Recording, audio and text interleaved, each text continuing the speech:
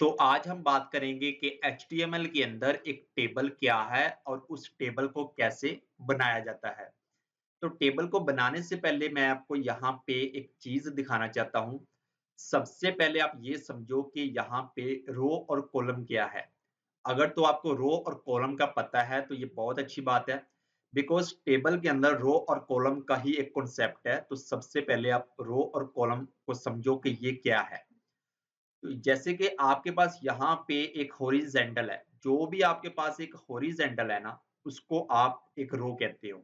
और इसके साथ जो भी आपके पास एक वर्टिकल लाइन है, यानी आपके पास जैसे कि ये एक वर्टिकल लाइन है और इसके साथ ये है और ये है। यानी जो भी खंभे की तरह आप कह लो या एक वर्टिकल लाइन है, उसको आप एक कॉलम कहते हो। और सेकंड आपके पास जो भी एक हॉरिज़ॉन्टल लाइन है, जैसे कि ये है, सेकंड और उसके बाद ये तीसरी लाइन है और उसके बाद ये फोर्थ हॉरिज़ॉन्टल लाइन है। यानी जो भी आपके पास एक हॉरिज़ॉन्टल लाइन है, वो आपके पास रो होगी और इसके साथ जो भी वर्टिकल लाइन है, उसको आप कॉलम कहते हो।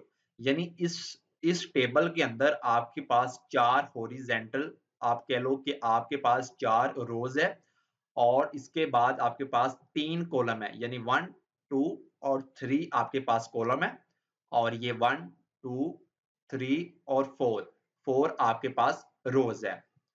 तो अब हम देखते हैं कि HTML के अंदर एक टेबल कैसे बनाते हैं। तो उसके लिए आपके पास एक टैग आता है टेबल के नेम से और इसके अंदर आपने 2 चीज़ें डिफाइन करनी होती हैं। जैसे कि मैंने यहाँ पे दिखाया भी है कि टेबल के अंदर रो और कॉलम होते हैं। तो टेबल के अंदर आपके पास 2 चीज़ें होती हैं रो और कॉलम। तो सबसे पहले आपने टेबल रो डिफाइन करना है यानी टीआर टेबल रो। तो अब आपके पास ये एक रो बन गई है। अब आपने इसके अंदर कॉलम डिफाइन करने हैं। जैसे कि मैं यहाँ पे एक कॉलम डिफाइन करता हूँ टीडी। कॉलम को डिफाइन करने के लिए आपने जो टैग यूज़ करना है वो है टीडी और इसके अंदर मैं लिख देता हूँ डेटा 1 और इसको यहाँ से 2 दफ़ा कॉपी करके और इसके बाद इसकी वैल्यू यहाँ पे चेंज कर देता हूँ। तो अब आपके पास ये एक रोज़ बन गई है और इसके अंदर ये 3 कॉलम हमने डिफाइन कर दिए हैं। और इसको जल्दी से मैं यहाँ से कॉपी करके 2 दफ़ा और पेस्ट कर देता हूँ। और इसके बाद इसकी जो वैल्यू है वो मैं चेंज कर देता हूँ ताकि आपको समझाने में बाद में ईज़ी हो। 8 एंड 9th तो अब आपके पास ये 3 इस टेबल के अंदर 3 रो बन गई हैं और हर रो के अंदर 3-3 कॉलम बन गए हैं। तो अगर अब हम इसकी आउटपुट देखते हैं तो आपके पास एक टेबल की तरह यहाँ पे 9 डेटा आ चुके हैं। तो अभी तक बिकॉज़ अभी हमने यहाँ पे बॉर्डर अप्लाई नहीं किया तो इस वजह से टेबल की जो शेप है वो दिखाई नहीं दे रही। तो उसके लिए आपने यहाँ पे टेबल टैग के अंदर आना है और इसके अंदर आपने एक एट्रीब्यूट यूज़ करना है बॉर्डर और इसको यहाँ पे 1 कर देना है। अब अगर आप इसको रिफ्रेश करके देखते हो तो आपके पास ये एक टेबल की तरह आ गया है। अब मैं आपको ये दिखाता हूँ कि ये टेबल किस तरह वर्क कर रहा है। तो उसके लिए मैं यहाँ पे इसके 2 पार्ट कर लेता हूँ। तो अब आप यहाँ पे ये देखो कि ये आपके पास एक टेबल है। ये एक कंप्लीट टेबल है और यहाँ पे ये कंप्लीट टेबल आपके पास है। उसके बाद हमने क्या किया है कि इसके अंदर ये एक रो डिफाइन की है यानी टीआर ये ओपनिंग टैग है और ये क्लोजिंग टैग है, ये आपके पास एक रो है। और इस रो के अंदर आपने 3 कॉलम बनाए हैं जिसका नेम है डेटा 1, डेटा 2 और डेटा 3। जैसे कि आपके पास ये एक रो है जो पहली रो हमने डिफाइन की है और उसके अंदर ये 3 कॉलम है जैसे कि डेटा 1, डेटा 2 और डेटा 3। और इसी तरह ये दूसरा आपके पास कॉलम है और इसके अंदर हमने 3 और कॉलम डिफाइन किए हैं डेटा 4, 5, 6 जो कि यहाँ पे आउटपुट शो हो रही है और इसी तरह तीसरा रो काम कर रही है। तो अब यहाँ पे हम देखते हैं कि इस टेबल की हेडिंग कैसे डिफाइन करते हैं। तो उसके लिए मैं यहाँ पे वीएस कोड के अंदर आता हूँ और उसके लिए आपको यहाँ पे टेबल के बाद सबसे पहले आपने एक रो डिफाइन करनी है। रो को डिफाइन करने के बाद अगर आपने यहाँ पे टेबल की हेडिंग डिफाइन करनी है, तो उसके लिए भी एक स्पेशल टैग आता है TH. TH mean table heading. और इसके अंदर आप कुछ भी लाइक लिख दो, जैसे कि मैं यहाँ पे लिख देता हूँ कंपनी 1 और इसी टीएच को कॉपी करके यहाँ पे 2 दफा और पेस्ट कर देता हूँ और इसकी वैल्यू चेंज कर देता हूँ। तो अब अगर मैं इसकी आउटपुट आपको दिखाता हूँ, तो अब आप इसमें कंपैरिजन कर सकते हैं कि जो हेडिंग है वो एक बोर्ड हो गई है और बाकी ये आपके पास एक टेबल बन के आ चुका है। अब हम सेकंड ये चीज़ देखते हैं, ऐसा नहीं है कि आप जो टेबल की हेडिंग है, वो यहाँ पे ऊपर ही डिफाइन कर सकते हैं। आप इस टेबल की हेडिंग को इस साइड भी डिफाइन कर सकते हैं। तो उसके लिए आपने यहाँ पे आना है और उसके लिए आपने यहाँ पे क्या करना है, इस टीएच को यहाँ से कॉपी करना है और यहाँ पे आपने लगा देना है एक और उसी तरह यहाँ पे और लास्ट यहाँ पे और इसकी वैल्यू जो है वो आपने चेंज कर देनी है। जैसे कि ऊपर आपके पास कंपनी 1 हम कर देंगे और यहाँ पे 2, यहाँ पे 3 और यहाँ पे हम 4 कर देते हैं। बट यहाँ पे अगर आप नोट करते हो तो आपके पास यहाँ पे 4 कॉलम है और इसके अंदर 3 कॉलम है। बट मैं ऐसा करता हूँ, एक दफा आपको दिखा देता हूँ ताकि आपको इस चीज का भी इल्म हो। यहाँ पे अगर आप देखते हो तो आपके पास ये 4 हेडिंग तो आ गई है, लेकिन यहाँ पे एक स्पेस बच रही है। बिकॉज़ इसकी यही वजह है कि यहाँ पे हमने 4 कॉलम डिफाइन किए हैं और इसके अंदर हमने 3 कॉलम डिफाइन किए हैं। तो इसको कॉपी करके अब यहाँ पे पेस्ट कर लें।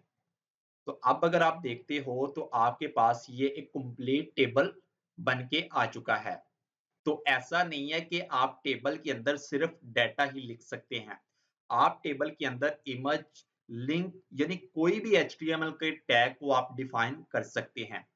जैसे कि मैं यहाँ पे आपको सबसे पहले तो ये करता हूँ कि आपने यहाँ पे 2 हेडिंग डिफाइन की हुई है, यानी एक यहाँ पे, एक को मैं ऐसा करता हूँ यहाँ से रिमूव कर देता हूँ। जैसे कि इसको कर देता हूँ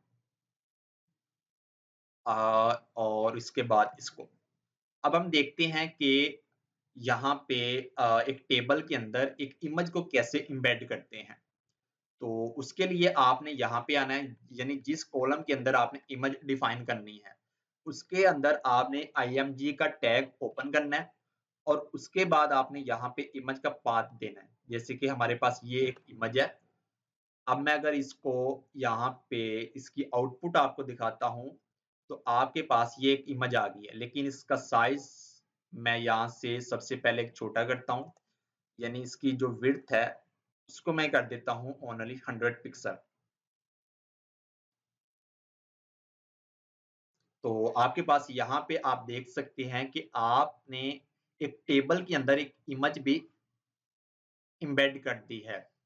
तो अब हम देखते हैं कि एक टेबल के अंदर एक लिंक कैसे एम्बेड करते हैं। तो कोई भी टैग अगर आपने यहाँ पे यूज़ करना है एक टेबल के अंदर, सिंपल आपने उस टैग को ओपन और क्लोज़ करना है और उसके बाद आपने उसको यूज़ कर लेना है।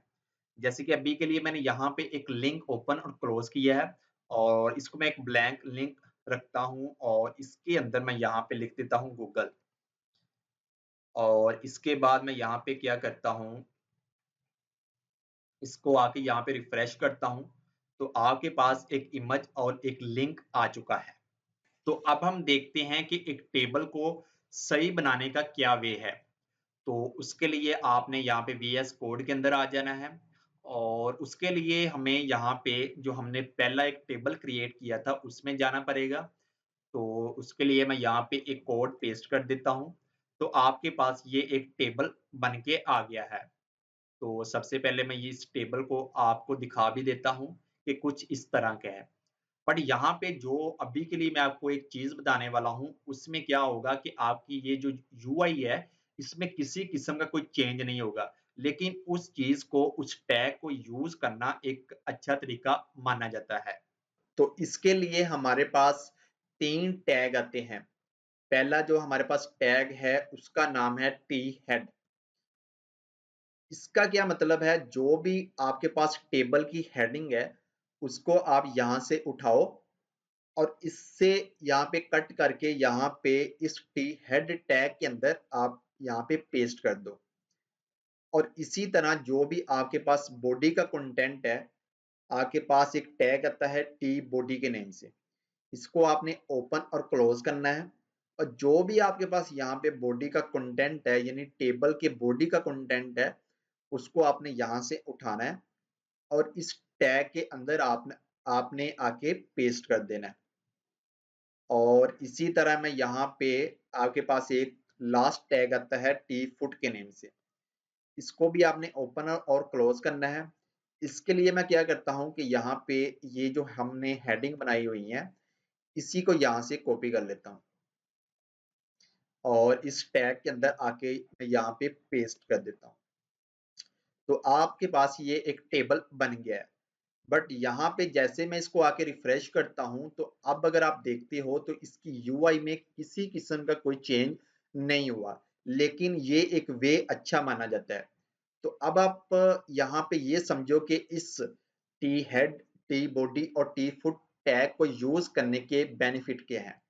यहाँ पे पहला जो हमारे पास बेनिफिट है वो ये है कि कोई भी अगर आपके कोड को रीड करता है तो उसको यहाँ पे पढ़ने में आसानी होती है। अच्छा यार, ये टी हेड है यानी टेबल की हेडिंग है, और इसी तरह ये टी बॉडी है यानी टेबल की एक बॉडी का कंटेंट है, ठीक है। और इसी तरह ये टी फुट है। और इसका ये सेकंड आपके पास बेनिफिट ये भी आ जाता है, जैसे कि आपके पास ये एक टेबल है, अगर इसका डाटा काफी लेंथी हो जाता है तो जब आपके पास ये नीचे लिखा होता है, अच्छा ये कॉलम 1 का डाटा आपके पास शो हो रहा है या कंपनी 1 का या कंपनी 2 का, तो ये आपके पास एक बेनिफिट है। और जो मेन इसका बेनिफिट है वो ये है कि जब हम ये टैग यूज करते हैं टी हेड, टी बॉडी या टी फुट वगैरह, तो इसमें क्या होता है कि जो हमारा सर्च इंजन या ब्राउजर को समझने में आसानी होती है, और इस तरह आपकी जो वेबसाइट है उसकी एसईओ वगैरह भी होती रहती है। अब जो हमारे पास लास्ट टैग आता है वो है कैप्शन, यानी एक टेबल का हम कैप्शन कैसे डिफाइन करते हैं। तो उसके लिए आपके पास एक टैग आता है कैप्शन, तो आपने यहाँ पे इसको ओपन और क्लोज करना है। और इसके अंदर आप कुछ भी लिख सकते हैं, जैसे कि कैप्शन मैं यहाँ पे लिख देता हूँ टेबल, टेबल 1, और इसको मैं यहाँ पे आके रिफ्रेश करता हूँ तो आपके पास ये एक कैप्शन बन गया है। यानी ये जो टेबल 1 का ये जो लिखा हुआ है ये एक टेबल के साथ लिंक हो गया है। और इसी को भी आप कह सकते हो कि एक सर्च इंजन या ब्राउजर को समझने में आसानी होती है कि ये एक टेबल जो है, ये जो कैप्शन है ये इस टेबल का ही एक पार्ट है। तो ये था हमारे पास HTML के अंदर एक टेबल, कि टेबल को कैसे बनाया जाता है और कैसे यूज किया जाता है।